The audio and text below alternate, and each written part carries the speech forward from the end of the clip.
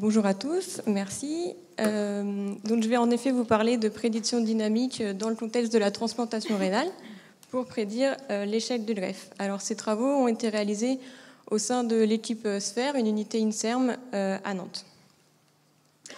Donc, dans un précédent travail, nous avons publié un papier sur la modélisation conjointe des valeurs de créatininémie post-transplantation et du risque d'échec de greffe.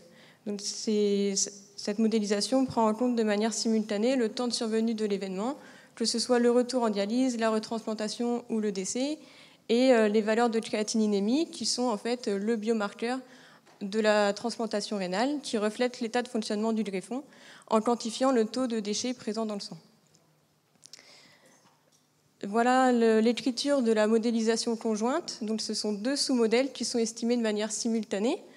Nous avons en fait dans le premier sous-modèle un modèle de survie qui s'écrit de la même manière qu'un modèle de Cox avec un risque de base.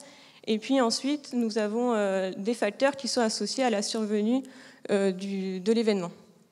Et dans le second sous-modèle, nous avons un modèle linéaire mixte avec là aussi des facteurs qui sont associés à la valeur initiale de créatininémie et puis à son évolution au cours du temps.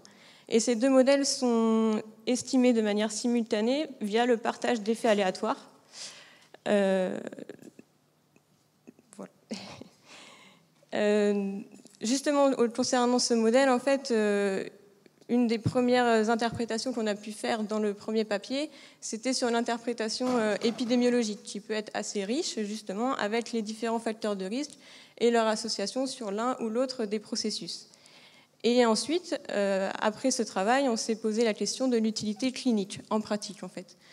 Et à partir de ce modèle conjoint, on peut estimer des prédictions dynamiques, c'est-à-dire des prédictions qui se mettent à jour à chaque nouvelle mesure du marqueur longitudinal. Et à partir de ce marqueur, ce qui peut être envisagé, c'est éventuellement d'adapter le rythme ou les modalités du suivi, par exemple avec la mise en place d'une téléconsultation, ou aussi d'informer le patient sur son risque. Et cela ne va être possible qu'à deux conditions. La première, c'est tout d'abord de valider les capacités pronostiques de ces prédictions, en montrant qu'elles sont fiables, et d'autre part, de mettre à la disposition du clinicien des résultats qui soient interprétables. Ou du patient, justement. Quelques notations dans ce contexte du dynamique. Nous avons ici les valeurs longitudinales mesurées pour le patient au cours de son suivi. À la baseline, nous avons des facteurs de risque qui sont connus, son âge, le sexe, etc.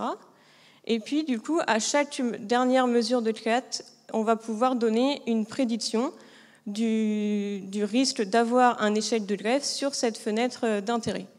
Donc, dans le cadre de la transplantation rénale, en concertation avec les cliniciens, on a défini une fenêtre de 5 ans pour avoir une vision à moyen terme. Pour évaluer les capacités pronostiques, nous avons utilisé des patients inclus dans la cohorte d'IVAT, qui est une cohorte française. Il y avait 6 centres à participer. Et donc, ce sont bien sûr des individus complètement indépendants du précédent travail de modélisation. Et ce sont des patients de première ou seconde greffe, avec des critères tout à fait standards. Le principe de l'évaluation des capacités pronostiques, c'est de comparer ce qu'on observe par rapport à ce que nous prédisons avec le modèle. Et nous allons étudier deux notions. La discrimination, qui va être la capacité à bien classer les individus en fonction de leur risque, c'est-à-dire si on prend l'estimateur de l'air sous la courbe Roth, qui est très connu pour évaluer justement la discrimination, eh bien, nous allons étudier le fait qu'un patient qui va avoir l'événement sur la fenêtre de temps doit avoir une probabilité d'avoir l'échec de greffe plus élevée par rapport à un autre individu qui, lui, n'aura pas l'événement sur cette même fenêtre de temps.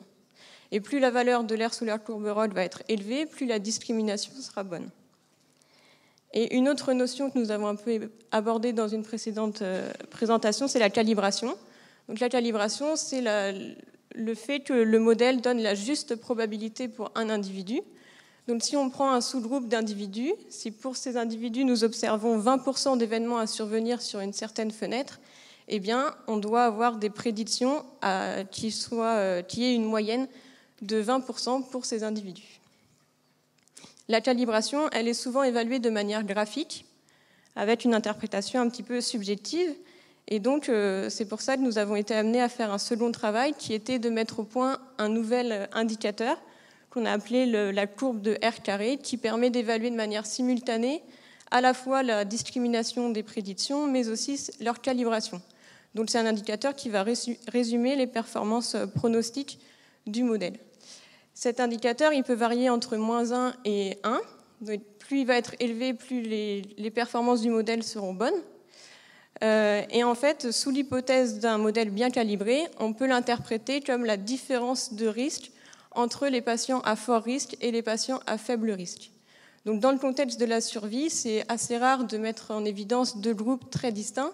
On arrive très rarement à avoir un groupe à fort risque avec une survie de 90% sur une fenêtre de temps et en opposition un second groupe avec une probabilité très faible de survie sur la même fenêtre de temps. Donc souvent, on va avoir des différences de risque relativement faibles, dans l'ordre de 10 à 20% de manière générale. Donc concernant les données que nous avons utilisées, nous avions plus de 2500 patients. Par contre, il y avait quelques données manquantes sur des facteurs nécessaires au calcul des prédictions dynamiques, en particulier sur des facteurs de la transplantation. Donc on a pu utiliser 2454 patients. On avait un nombre conséquent d'événements et puis un temps de suivi médian de 3 ans. Concernant les capacités pronostiques, ici je vous présente d'une part les valeurs, la courbe du R² et à côté la courbe de l'air sous la courbe ROC, puisqu'on est dans un contexte dynamique. Et ce qu'on peut voir sur le R², c'est justement qu'on est dans des fourchettes allant de 10% à 20%, donc ce sont des capacités pronostiques correctes. Et concernant l'AUC, elle est toujours supérieure à 0,7. Donc là aussi, ce sont des capacités pronostiques correctes. Et en particulier, on voit le gain de mettre à jour les prédictions tout au long du suivi, puisque les capacités pronostiques, en particulier avec les capacités discriminantes, augmentent au fil du suivi.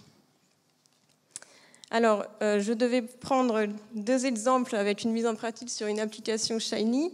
Malheureusement, on vient de me dire qu'il n'y avait pas Internet, en fait, donc je vais faire mon plan B, avec les graphiques qui sont un petit peu moins fun, et donc c'est pas en direct, mais voilà les sorties qu'on peut avoir.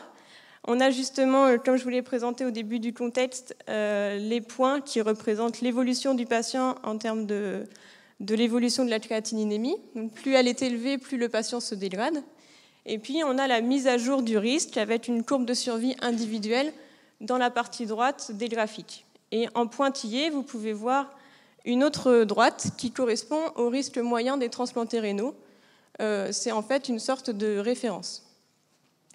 Donc là, pour ce premier exemple, on a une femme qui est plutôt jeune, avec peu de facteurs de risque au moment de la transplantation, et un donneur lui aussi jeune.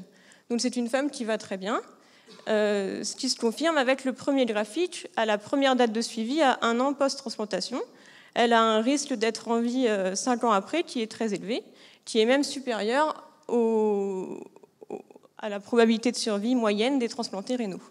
Et puis au cours de son suivi, jusqu'à la 4e année, tout va bien. Mais à 4 ans, quand elle revient à sa visite, eh bien, elle a une valeur de créatininémie qui est cette fois beaucoup plus élevée.